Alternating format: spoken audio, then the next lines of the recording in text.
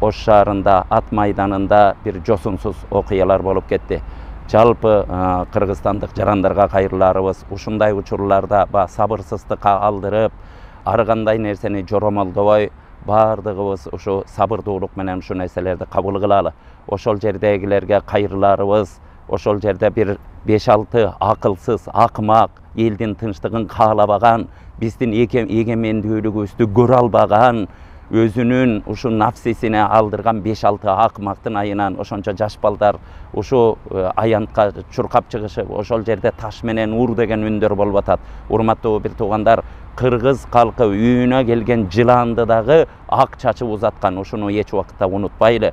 Бардыгыбыз ошол жердеги таш менен ур деп аткан инсандарга айтарыбыз, ошо таш эгер тийип калса, ошо жаш бирөөнүн чолпондой балдары майып болуп төшөккө жатып калса, же ушул дүнүйөдөн өлүп калса, ошонун өмүрүнүн акырына чейин ар бир төшөктө жаткан ар бир 10 үнүнүн каргыштары сага жетет.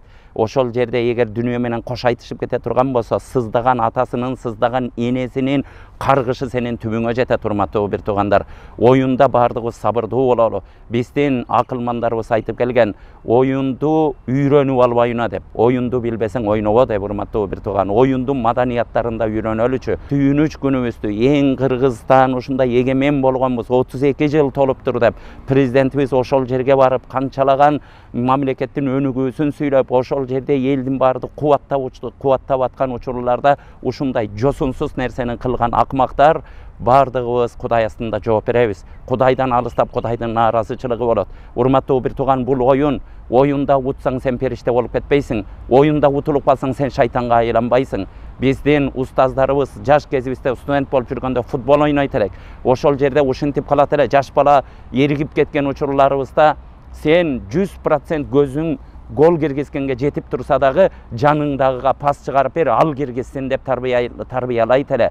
Динибизде ватаабану алал бирри ваттаква, динде, такубалыкта, жакшылык иштерде бири-бириңерге жардамчы болгула, күнөөдө, Алладан алыстоодо, күнөө иштерде бири-бириңерге жардамчы болбогула деп буйройт.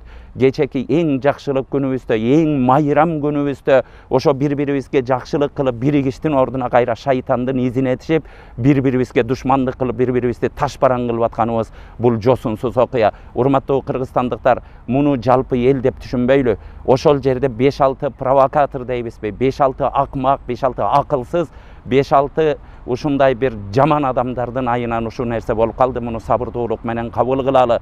Ал фитнату ашадду минал катл деп Кур'ан-ы Каримде Алла Таала буйройт. Бузукулук салуу, адамдардын арасына бузукулукту салбыйы бул киши өлтүргөндөн жаман дейт. Урматтуу бир тууган, ушуга себепчи болгон инсандардын бардыгы ушу бузукулук салып, ушу майрам күнүбүздө сүйүнүчтү кайра кайгыга айлантып, жалпы ушу майрамдык маанайды бузгандар, бул нерсе менен Алла Тааладан алыстап калабыз, каргышка калып калабыз. Ушунча элдин көзү турат, ушунча элдин каргышы бар. Ар бир киши ушу жосунсуз окуяны эч ким жактырып аткан жок. Муну күч органдары өздөрү териштирип алат.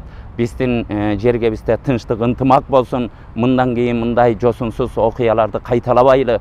Оюнду үйрөнүп албанан ойнойлу. Урматтуу бир тууган, эгер бул Көкбөрү деген кыргыздын ушундай бир даңктана турган оюнун ушундай чыргайланта турган болсок, анда муну ойнобой коюш керек. Урматтуу бир туугандар, бардыгыбызга Кудайым жума күнү Кыргызстаныбызга тынччылык берсин, эгемендүүлүгүбүздү түбөлүк кылсын. Алла Таалам бири-бирибизди сыйлоону насип кылган болсун. Кудайым бардыгыбызга ынтымак, берекелерди берген болсун. Достуктун күйөрманы болуп барганмын. Калыстын чечимин нитөө чыккандан, ошол жерден кичине чыр-чатак болуп кеткенден жаштыкка алдырып, үскөрүнү кичине куулап койдук. Бир бөтөлгө бир таш атканым үчүн кечирим сурайм. Экинчи кайталанбайт.